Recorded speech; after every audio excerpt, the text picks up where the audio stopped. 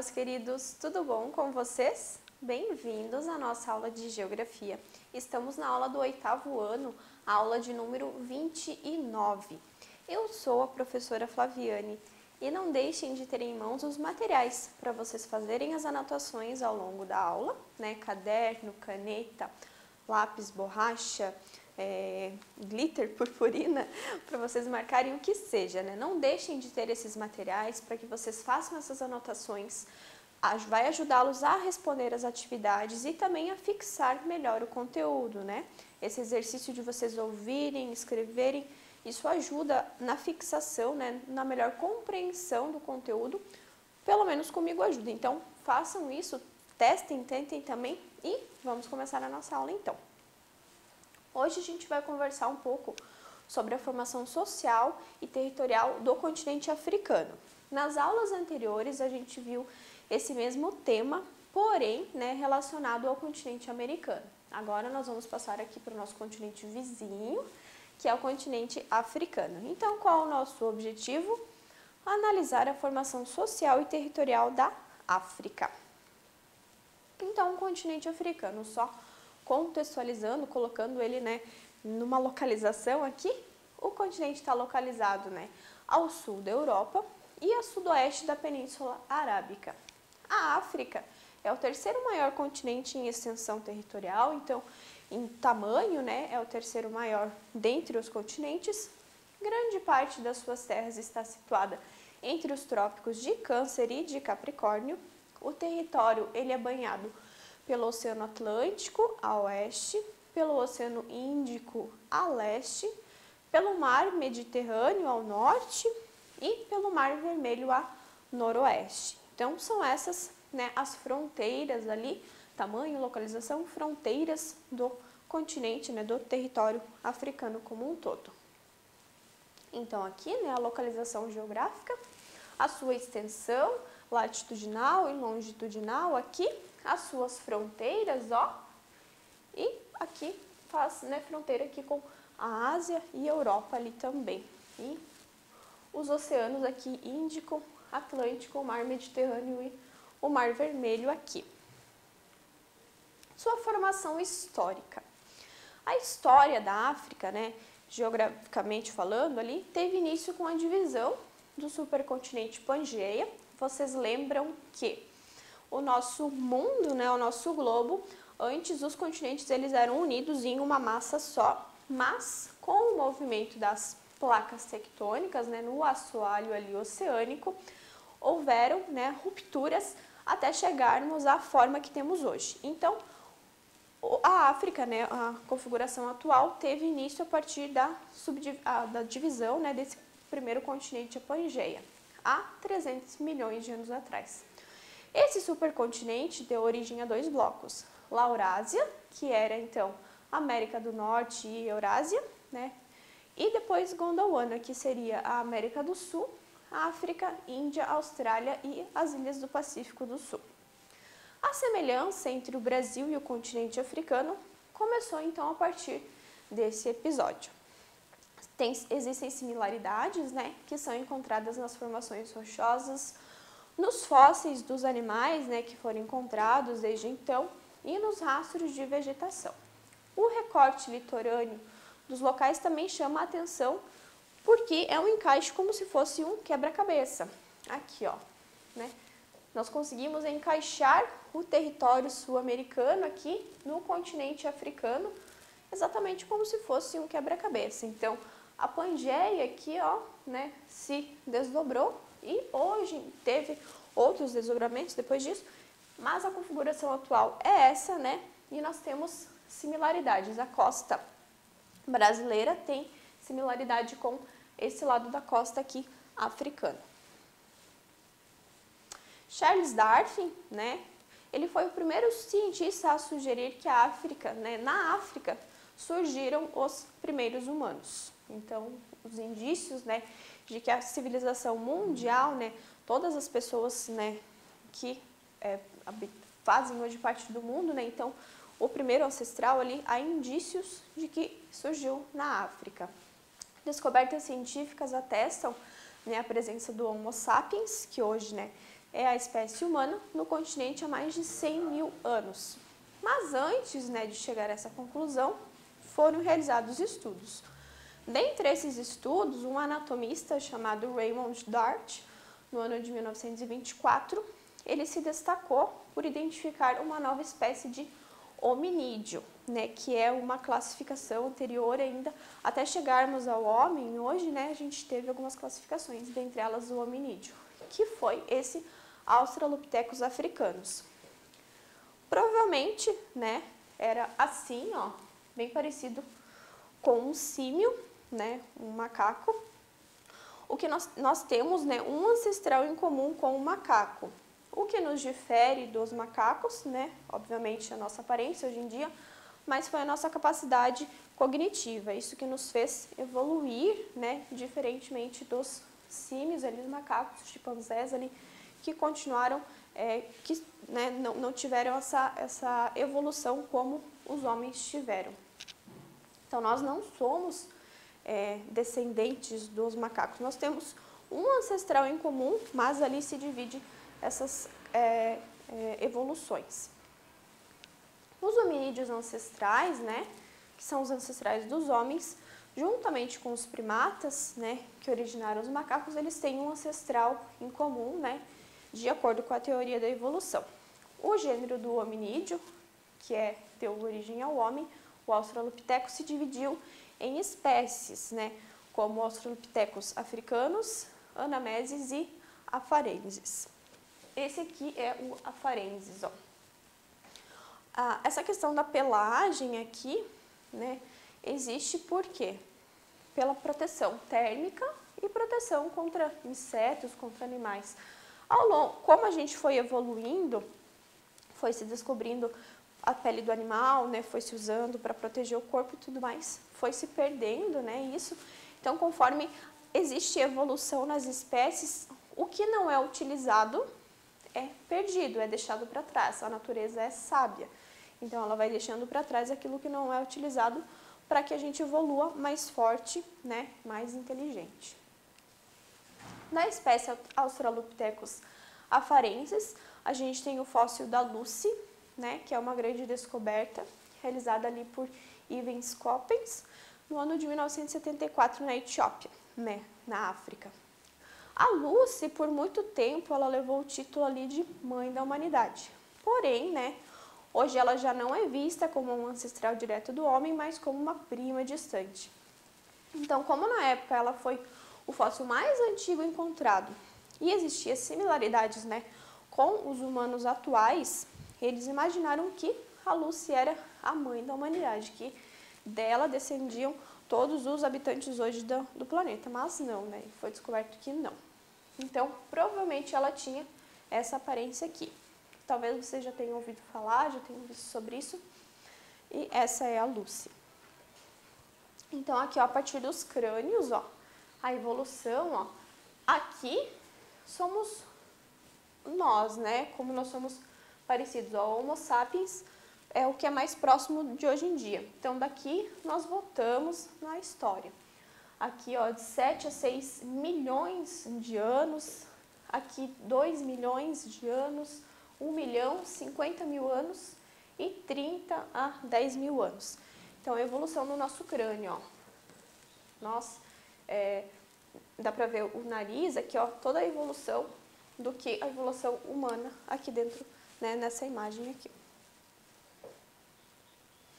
A atividade agrícola e o processo de domesticação dos animais, né, começou a ocorrer ali entre 5 e 10 mil anos em áreas que hoje nós conhecemos como sendo o deserto do Saara.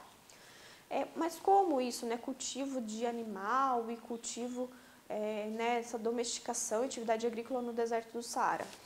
Existe, né, registros históricos de que o Saara um dia já foi verde, né, ele já existiu ali uma vegetação e existiu água, até pelo subsolo ali existem registros de abundância de água, de rios ali, grandes rios, mas com as mudanças climáticas, as mudanças que o planeta foi sofrendo ao longo de todos esses anos, aquela região sofreu uma desertificação. Então, antigamente, muito antigamente, existia ali uma vegetação que propiciou nessa questão dessa atividade agrícola e esse processo de domesticação ali na região africana. O cultivo de arroz, inhame, o desenvolvimento da pecuária surgiram na parte meridional desse continente há mais ou menos 2.000 anos, antes de Cristo. A história da África ainda nos informa que durante a Idade do Bronze, entre 1.300 e 700 anos antes de Cristo, então lembrando que essas datas, né, elas se referem a antes de Cristo, então são realmente bem antigas ali, e a Idade do Ferro, que foi há 1.200 anos antes de Cristo, ocorreu o desenvolvimento das cidades e das atividades comerciais e marítimas. Isso ali já próximo ao mar Mediterrâneo daí, onde se desenvolveu principalmente essas atividades. O norte da África, né, que é essa região ali, é a região mais antiga do mundo. A civilização egípcia ali floresceu, né, e se relacionou com as demais áreas culturais do mundo mediterrâneo. Então, ali em relação ao princípio de uma Europa, né, a Ásia, então essa parte ali da África foi onde surgiu, né, as primeiras civilizações. Então aqui, ó, nessa região aqui, ó, do Mar Mediterrâneo, ó, Baixo Egito, Alto Egito, aqui já em relação à história, né, de como era, né, o povo egípcio. Eles se desenvolveram ao longo do Nilo, né, do Rio Nilo, que foi o que propiciou, né, esse desenvolvimento, o Vale Fértil, aqui o delta do Nilo, ó. Então aqui, né, se desenvolveu essa primeira grande civilização, que foi a egípcia, e aqui ela se relacionava com outras civilizações também incipientes no mundo. Aqui, ó, é a época de Cristo, a época dos romanos aqui. Então, a gente já passa, né, dessa civilização egípcia que vem para a época dos romanos, aqui, ó, do Império Romano. E eu coloquei para que vocês vissem que essa região aqui da África e aqui do Oriente Médio é essa região em que, né, esses relatos bíblicos eles aconteceram. O Egito foi provavelmente o primeiro estado a se constituir na África, né, a primeira organização, né, então é governamental, o primeiro estado, há cerca de 5.000 anos. Mas muitos outros reinos ou cidades-estado também se sucederam nesse continente ao longo dos séculos. Além disso, a África foi desde a antiguidade procurada por povos de outros continentes que buscavam riquezas, né, sal, ouro, outros minerais. Então, ela sempre foi um continente rico em relação a essas questões de bens primários. O continente africano é marcado pela presença de várias etnias, desde a sua antiguidade, onde haviam reinos e impérios. Isso aqui a gente já deu uma olhada também, então é só para vocês relembrarem. Ó, nos séculos 10 e 16, aqui, ó, os reinos que a gente tinha, os reinos sudaneses e bantus, né? E dentro desses reinos a gente tinha, né, alguns impérios aqui. Então, aqui, ó, essa região da África subsaariana. Então, abaixo do deserto do Saara, aqui, ó, a gente tinha esse desenvolvimento de reinos aqui. Então, o mapa nos mostra os principais reinos e impérios. Durante a Idade Média, ali, cada um desses grupos são formados por outros grupos menores, que é o que, ó, os bantus e os sudaneses. Dentro dessas regiões aqui, bantus e sudaneses são grupos, né, linguísticos. Dentro desses grupos aqui a gente tem outras, então, várias outras etnias ali dentro. Eles se diferem principalmente por características culturais, linguísticas e religiosas, ou seja, são as diversas etnias africanas. Os reinos sudaneses, aqui, ó, os sudaneses em amarelo, aqui, os reinos sudaneses. No norte da África, desenvolveram outros reinos, né? O reino de Gana, Mali e Império do Xangai. Cada um desses foi evoluindo. Primeiro era de Gana, depois ele incorporou outras populações ali, virou do Mali, e por fim o Império, graças ao rico comércio transsaariano, que é o quê? Atravessar ali o deserto do Saara. Os reinos iorubás, né, os povos iorubás constituíam sociedades urbanas no território correspondente à atual Nigéria, né, o reino de Benin. A maior parte dos africanos escravizados levados para a Bahia eram ali do reino iorubá. Então, o reino iorubá, ele está aqui, ó, em rosinha aqui, bem no meio aqui, ó. E os povos bantus, né, que foram os outros ali, formados há milhares de anos, eles ocuparam o centro-sul africano por volta do ano 1000 a.C. e fundaram ali o reino do Congo, né, a partir do momento que várias etnias ali foram se unindo. Banto é um tronco linguístico, ou seja, é uma língua que deu origem a outras línguas. Hoje são mais de 400 grupos étnicos que falam as línguas bantas. Então, até a chegada ali dos europeus, em relação a essa conquista e ocupação da África, que é o que a gente vai ver agora, então, até o momento que os europeus puseram ali os pés, né, efetivamente no continente africano, era aquela configuração que a gente tinha, ó, reinos aqui, todos divididos aqui, né, em troncos linguísticos ali. Então, eles coexistiam, existia um comércio e era de uma forma pacífica. Existiam os povos inimigos aqui, existiam, mas não, né, conflitos como o que a gente acaba vendo hoje em dia aqui. Mais para frente nós vamos entender isso também. Então, as correntes marítimas e a força dos ventos que cercavam, né, a descida da parte meridional da África impossibilitavam que os europeus chegassem ao litoral do continente africano, que é o quê? Esse litoral aqui, então. Era difícil chegar nessa parte aqui, ó, devido a essas condições marítimas ali. No início, os portugueses tiveram apenas interesse, né, em lucrar com o comércio de ouro em Gâmbia. Mas as mortes causadas por diversas enfermidades, como malária, febre amarela, mudaram os objetivos ali desses, então, exploradores. Somente um negócio bastante lucrativo atrairia novamente os europeus para aquela região, que foi, então, o comércio de escravos juntamente com o de ouro. Então, o comércio de escravos junto com o comércio de ouro foi extremamente lucrativo, né, para esses europeus, então, atravessarem, né, o oceano, contornassem, né, toda aquela região ali, para que então se estabelecessem efetivamente no continente africano. O tráfico de escravos cresceu, né, a partir do descobrimento da América e da morte da Guerra dos Povos Indígenas. Quando, né, os europeus então chegaram no continente americano, lembrando que a gente viu isso, né, nas aulas ali sobre a ocupação do território americano, nós vimos que os então habitantes ali, os indígenas, os nativos, eles não aceitaram, né, a chegada desses europeus de uma forma pacífica, eles relutaram. Então, com esse conflito, né, os europeus precisavam de gente para trabalhar nessas novas terras. Então, com a morte desses indígenas ali, o comércio de escravos, ele surgiu como um fator tanto lucrativo, né, em relação à venda, o tráfico mesmo desses escravos, dessas pessoas, quanto, né, a partir do momento que eles fossem trabalhar nessas novas terras. Os povos africanos foram então comprados e enviados para trabalharem de forma forçada e em péssimas condições no recém-continente descoberto ali. Segundo estimativas, o Brasil recebeu entre 1550 e 1856, entre esses anos ali, 10 milhões de escravos vindos da África.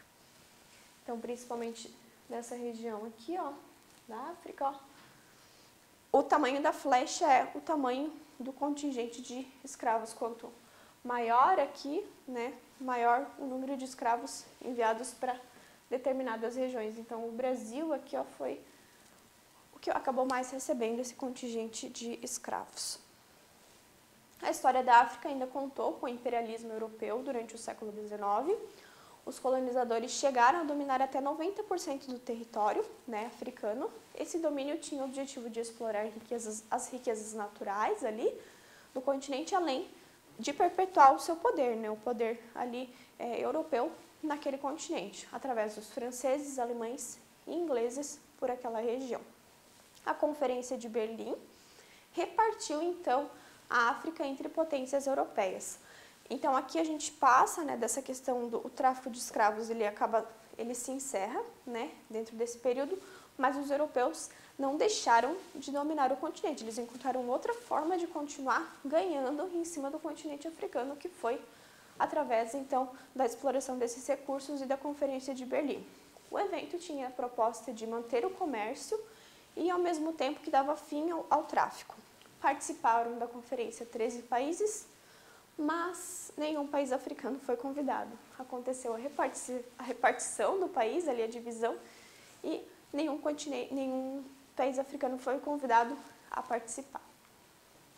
Então, o mapa da colonização da África, as cores aqui indicam quais países estavam presentes aqui em cada região. Então, Alemanha, França, Bélgica, Reino Unido, Portugal, Espanha, Itália e aonde a gente tem em cinza é independente. O único é a Etiópia que acabou ficando independente. O restante foi todo repartido para a exploração dessas riquezas. Na próxima aula a gente vai continuar, vai ser a nossa parte 2 em relação a isso. A gente vai continuar falando sobre essa formação social e territorial, além de conhecer como se configura hoje o território, a regionalização, como que hoje se apresenta o território africano. Então, vejo vocês na próxima aula. Não deixem de fazer as atividades. Se vocês ficarem interessados em algum tópico e querem saber mais sobre o assunto, mais uma vez incentivo vocês a pesquisarem, a procurarem, não se limitarem apenas àquilo que a gente está vendo aqui. E nós nos vemos então na próxima aula. Tchau, tchau!